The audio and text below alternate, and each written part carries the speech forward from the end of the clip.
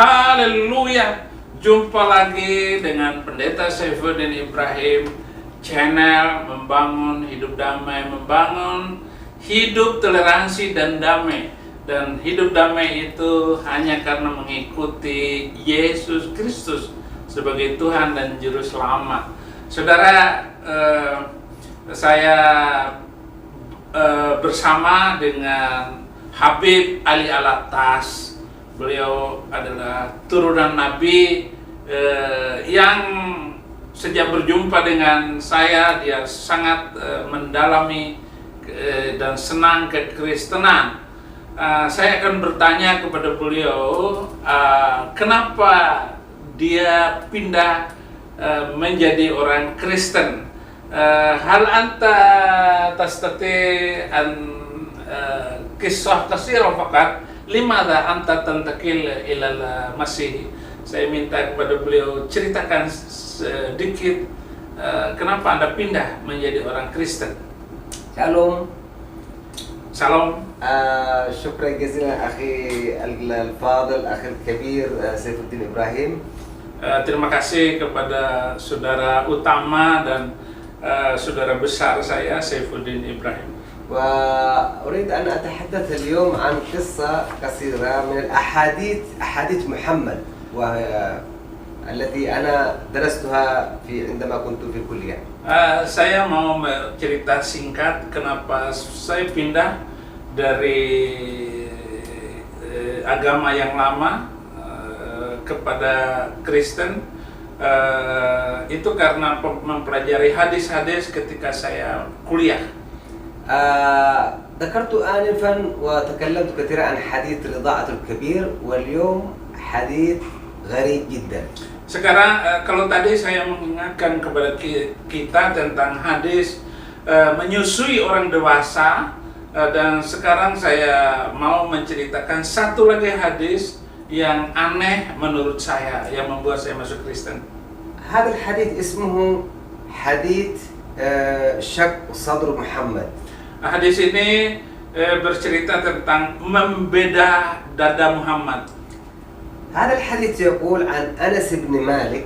Hadis ini dari Anas bin Malik. يقول بأن جبريل جاء إلى محمد. Ketika itu Jibril datang kepada Muhammad. وهو يلعب مع أصدقائه الأطفال.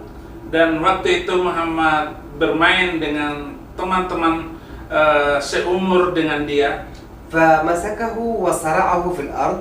Kemudian Jibril memegang dia dan membantingkannya ke tanah. حتى نام محمد. Sehingga Muhammad ketiduran. فقام بشق صدره. شق صدره. Kemudian Jibril membelah dadanya. وأخرج قلبه. Kemudian mengambil dadanya, jantungnya. ثم شق قلبه أيضا. Dan kemudian membelah jantungnya itu. وأخرج منه علقة من الدم. علقة. Dan mengambil dari jantungnya itu darah yang menggumpal. وبعد ذلك قام بغسل القلب. غسله في طشت من ذهب.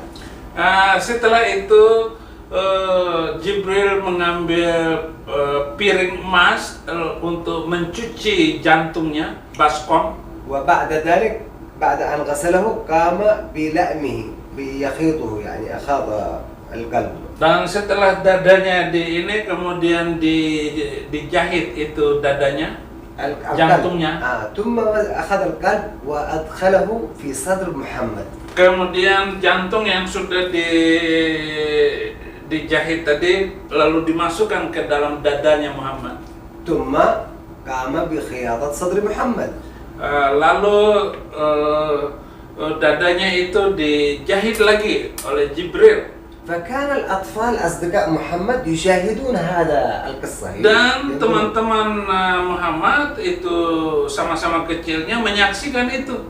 وكانوا يخافون، خافوا وقاموا وهربوا. Mereka takut dan kabur. ذهبوا إلى أمه. Kasih tahu ke ibunya Muhammad. فقالوا لأمه إن محمد قد قتل، شخص قتل محمد. Dan kasih tahu bahwa seseorang telah membunuh Muhammad. فخافت أمه ثم عادت مع الأطفال إلى نفس المنطقة التي وقع فيها الحادث. Lalu datanglah ibunya bersama anak-anak itu ke tempat semula di mana Muhammad mati. فوجدوا محمد ووجهه مبلول يعني بالعرق ماء في وجهه. Lalu ibunya mendapatkan Muhammad dalam keadaan berkeringat, basah semua dengan keringat.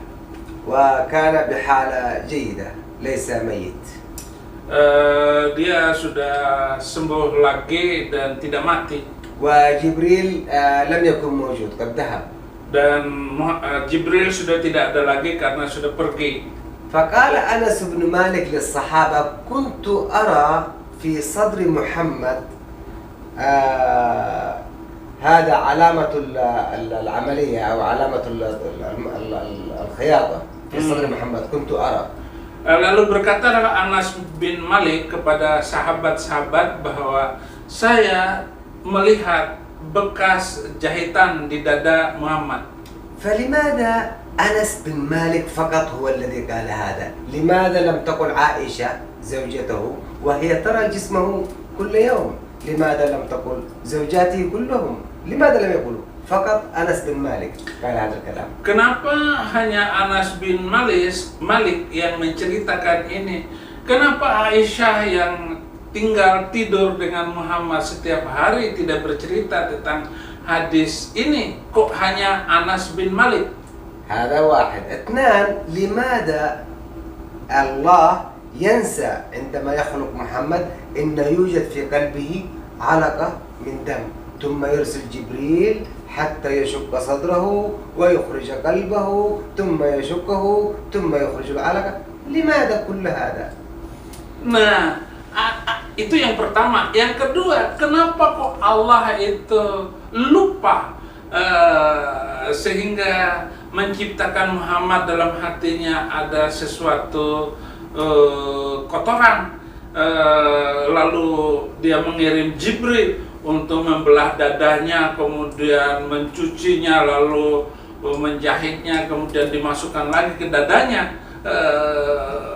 Itu yang kedua, keanehan yang kedua. لأنهم يقولون محمد هو حبيب الله. أوكي، حبيب الله.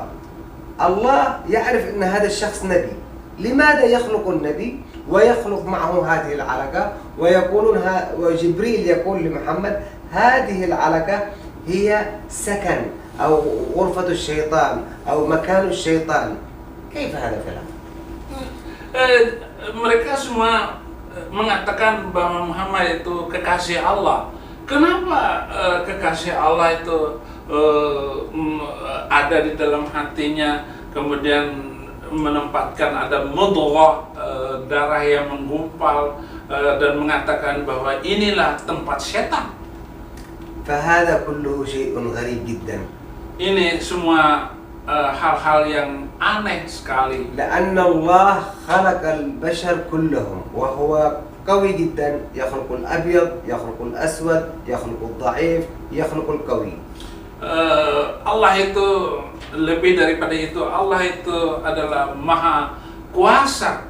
Dia menciptakan orang hitam, orang putih, orang kuat, dan orang lemah. Karena dia itu adalah Allah yang maha kuasa. فهذا الحديث عبارة أنه يهين أو يقلل من الله الرب بأن الله ينسى، وبعدين يذكر ويقول يا جبريل اذهب إلى محمد وشق صدره وأخرج قلبه وأخرج هذه العلقة من قلبه لأني نسيتها. Ya, hadis ini berarti melemahkan atau menganggap Allah itu punya kelemahan dengan menciptakan, mengadakan hal-hal yang semacam tadi yang sudah diceritakan. Beliau cepat bicaranya, sehingga saya kurang sempurna menerjemahkan. فالله دائما يخلق البشر ويخلق كل شيء مكتمل، لا يخلق شيئا ناقصا. Allah, maka Allah itu adalah pencipta yang menciptakan manusia secara sempurna, tidak ada yang diperlukan untuk ditambah-tambah. Bahkan Allah itu pencipta yang maha sempurna, tidak menciptakan yang lemah.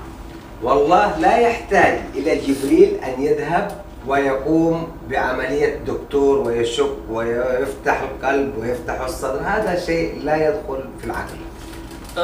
Allah itu tidak memerlukan Jibril untuk pergi kepada Muhammad untuk membedah dadanya dan melakukan kegiatan seperti seorang dokter. Ini secara pikiran, secara akal, yang nggak masuk akal. وكيف جبريل يأتي ويحمل معه طشت من ذهب ويحمل معه ماء زمزم، كل هذا من أين جاء به جبريل؟ Jibril nggak perlu membawa baskom emas dan juga mengambil air zam-zam untuk ini. Dari mana Jibril mendapatkan mangkok emas dan mengambil air zam-zam? هذه كلها قصص محمد. Dan ini semua adalah kisah cerita Muhammad. فأترك لأخي الكبير سيف الدين حتى يتكلم في هذا الموضوع بلغته. Saya serahkan kepada saudara Saifuddin untuk menceritakan di dalam bahasa Indonesia yang benar. Nah, itu saudara-saudara hadis yang gharib, yang aneh, asing bagi pemikiran kita manusia, yang juga akhirnya membuat Ali Alatas, Habib Ali Alatas pindah keyakinan karena terciptanya manusia yang ada itu sudah dilengkapi dengan berbagai macam, dan Tuhan tidak perlu mengirim malaikat untuk membelah hati orang lagi. Dan juga kalau memang hati manusia sudah diambil dari dadanya, ya masa malaikat bilang, ini tempat setan yang ada di hati kamu, sementara Muhammad sudah mati, tetapi Muhammad masih ajak ngobrol oleh Jibril. Nah, itu semua saudara-saudara hal-hal yang dianggap aneh oleh saudara Ali Alatas sehingga dia pindah keyakinan. Dan sebagai Habib tentu saja dia sendiri merasa aneh dengan apa yang ia baca dari kecil. Dan mungkin kalau saya itu menguasai bahasa Arab seperti beliau, ya saya juga akan cepat pindah dari Islam ke Kristen.